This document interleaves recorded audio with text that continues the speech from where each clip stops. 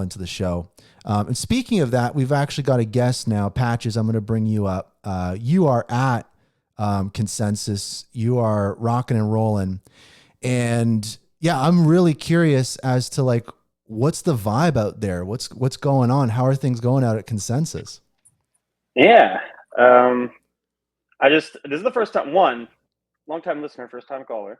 I've never gone to hashgraph.news/call before, but that was slick. This is Thanks, a man. cool, you're a professional now with the whole, you got the puppy in the background, you got the nice camera angles Exactly. going.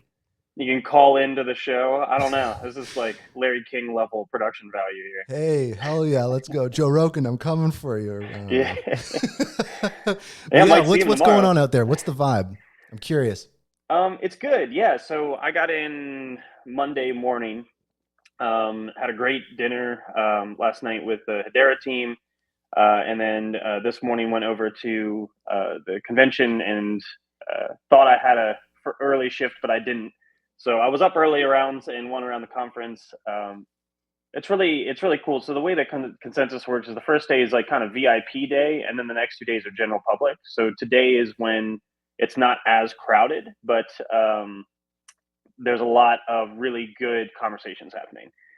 So I was over there for 2 hours, walked to all the booths, and got to go to a really good RWA talk about the future of tokenization and people just discussing how like Circle and BlackRock are approaching it. And yeah, so the vibes are there's a lot of DeepIn, there's a lot of AI, and there's a lot of RWA. And so all the buzzwords are being covered by all the booths. Um, and Hedera's booth is right next to Google's, which is pretty great. And it's in between three stages, so a lot of foot traffic. And yeah, I'm looking forward to the rest of the conference, letting people know about what Hedera's up to. Yeah, Hedera has never like, especially recently, hasn't been slacking on the like booth placement. Like at ETH Denver, it was Yeah. like again like right on the main thing. But something that was interesting was there was that photo that you posted. Maybe I'll bring it up here in a minute. But that photo you posted of you and Justin and Lehman, Oh dinner yeah. with the boss. Like, what was going on with that? What was it like? Can you share anything that was discussed, or was it just kind of like hanging out with the old boss? The old boss. Yeah, it was very, very cool night. I think, oh God, I'm gonna mess up the name. Uh, it's like it. I'm the worst with remembering names, but it was hosted by the night was hosted by Google and I think like On It or Go For It or Send It something. I apologize to who hosted it. It was a great dinner. I'm not good with names. You put me on the spot.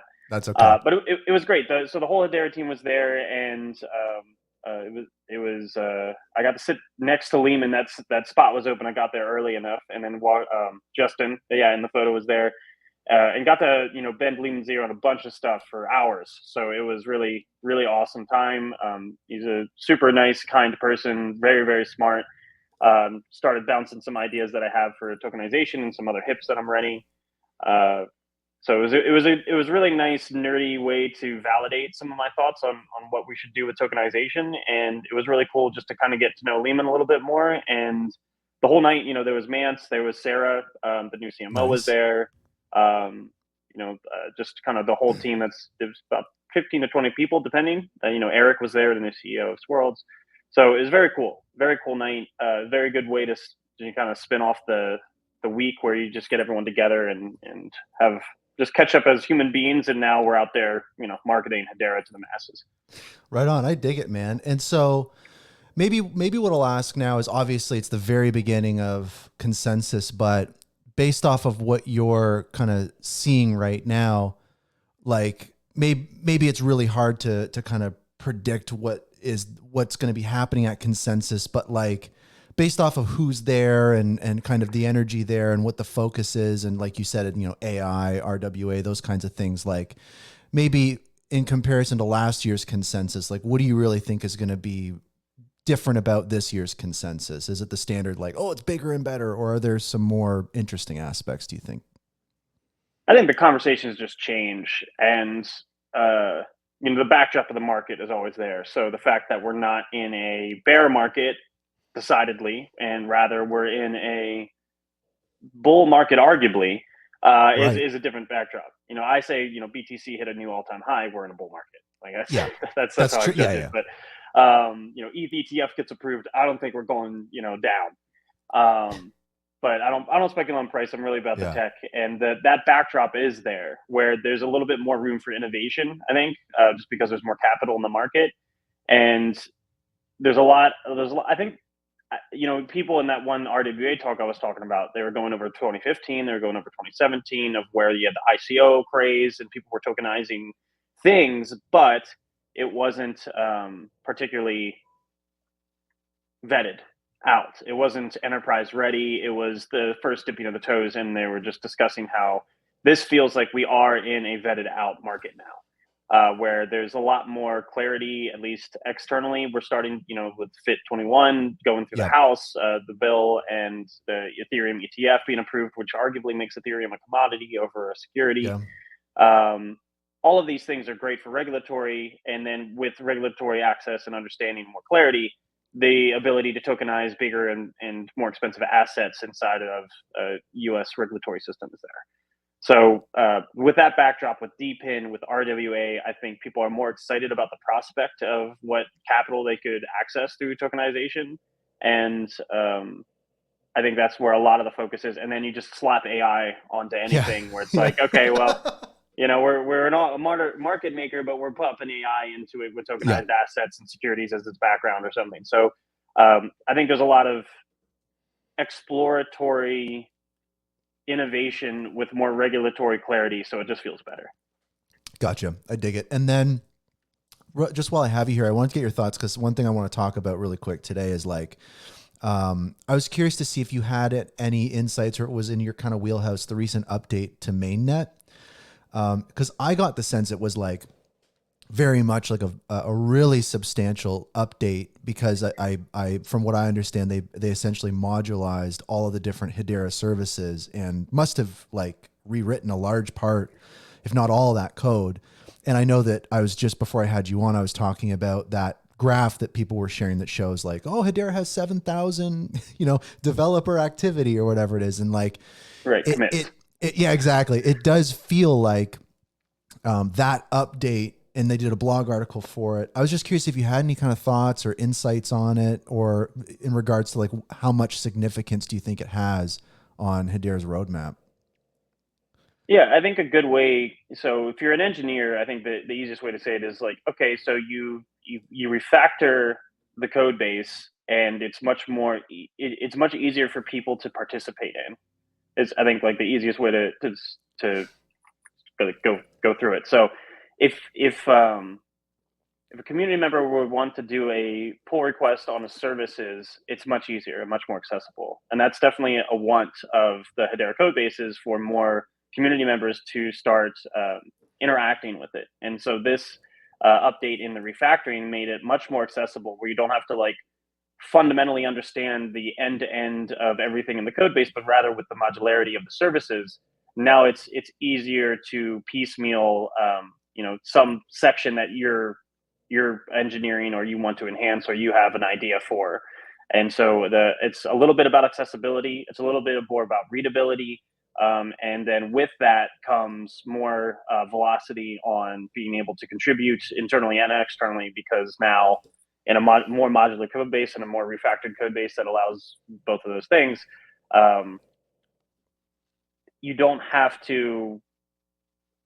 Yeah, I guess if you only have to like care about this little piece of code here, and it'll plug into the rest of the code, you Right. don't have to think about the entire rest of the code to make sure that your little piece works. So that's I don't know if Gotcha. I'm explaining it that well, but it is really big deal. And I think Yeah. those 7,000 commits do come from the refactoring of all those services. Speculation. I don't actually know. I didn't look at it. Yeah, but that makes a lot of sense. And essentially what you're saying is this makes, in some pretty dramatic ways, Hedera easier to interface with for developers, in such that you're not worried about, oh, if I hit this button, is it going to impact this thing here? It's like that pressure's taken off, and you can kind of sandbox it and be like, I'm just building within this particular service. I don't have to worry about how it potentially impacts other areas of the network. That's pretty huge.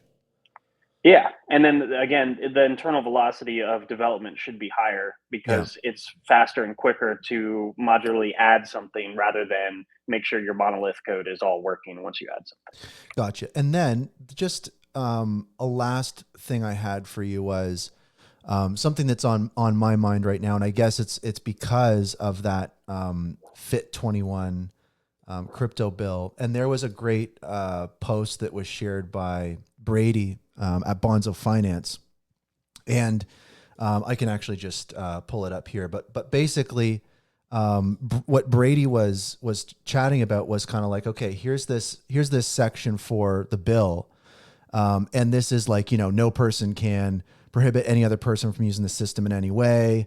The prong one of obviously the test requires protocols not to have admin censorship power. So he's saying, community nodes / permissionless nodes needed. Do you also kind of see that sense of urgency for like getting those community nodes or permissioned nodes kind of like online? And do you see some of the development activity, such as the mainnet update or some other things we've seen kind of, leading to like, community nodes could be coming? Because I know they're slated for Q1 next year or something, but I'm getting the sense that they're becoming a higher priority. Yeah, I'm not a lawyer.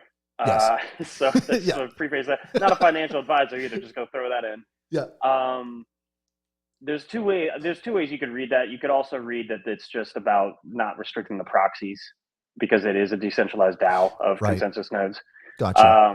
You could say that you need community nodes. I think I would probably take a step back and just say what was just put to mainnet, the modularization of the code base will also simplify the ability to add community nodes. That's a step in that direction. Right. And then if you tell me it's Q1 slated for Q1, then that's probably the thing it's slated for. I'm in my position. I'm not really in the community node section of the tech discussion, but yeah, I think again, this major mainnet release, which also had the metadata key, which is pretty great. Yes. Is a good stepping stone towards getting to community nodes. Amazing. Yeah, and I mean, that's another thing is that we kind of grazed over was HIP 657, the metadata key like that. It came out on huge. the worst day. It could not have come out on a less like it's like big news, and then like when there's like major news and giant major news and super giant major news on the same day, it's like it came out.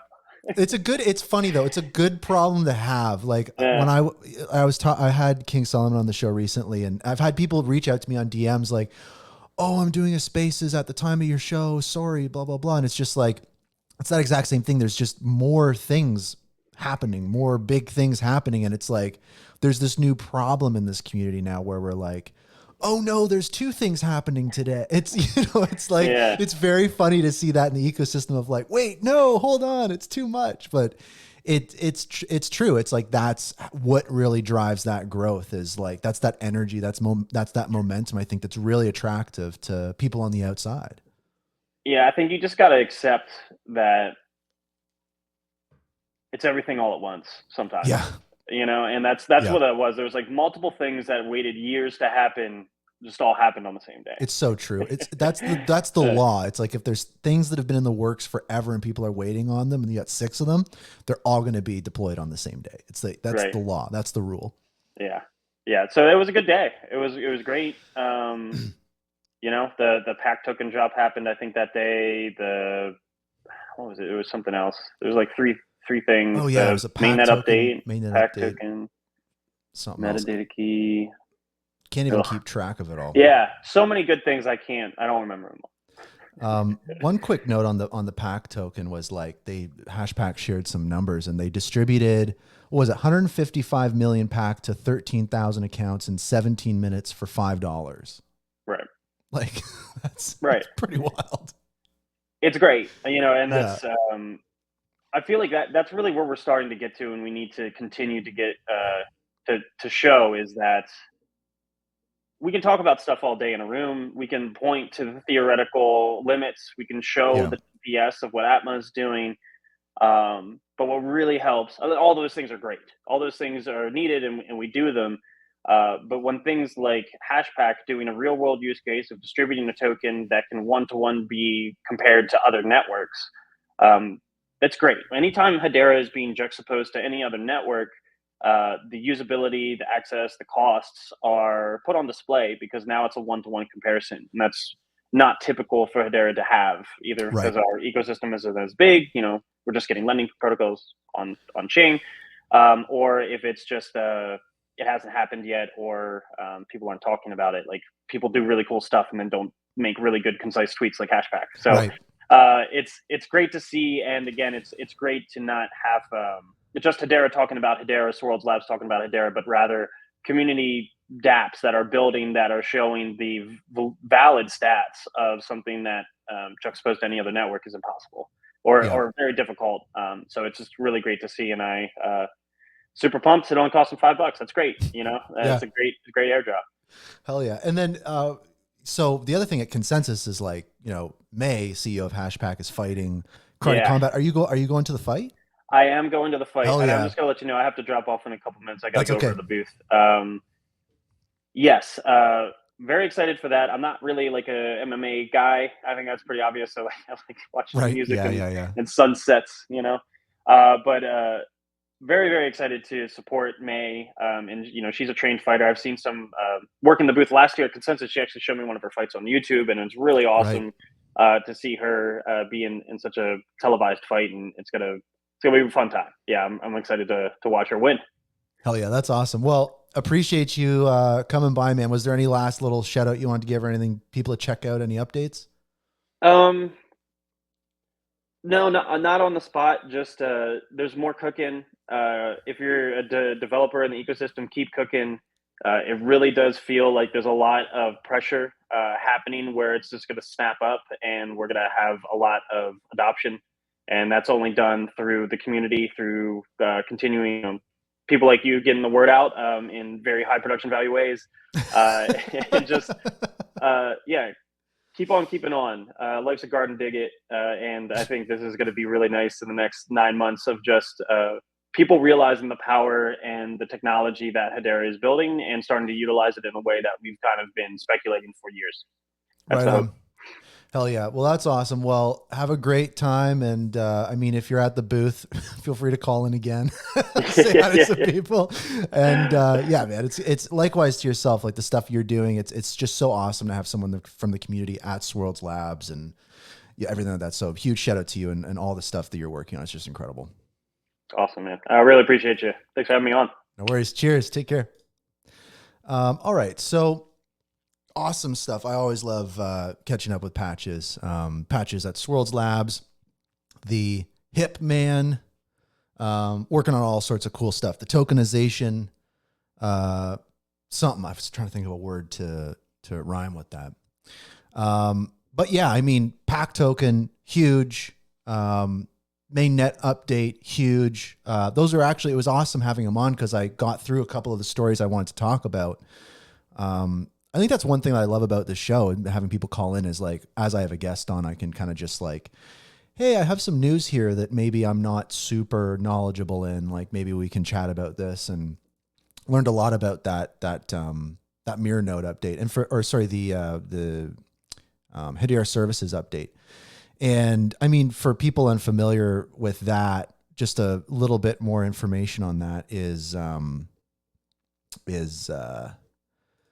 yeah, there's a blog article. I shared it on the screen earlier, but yeah, there's a blog article that Ed Marquez wrote that kind of breaks it down in a really great way that makes it a lot easier to understand. So I'd say definitely go check that out, and shout out to Ed with the educational content. I think that stuff is super, super important. Okay, so let's quickly dive into... let me see here. Oh, another thing, just talking about graphs and charts and, growth and all that good stuff. There was an interesting post from the HBAR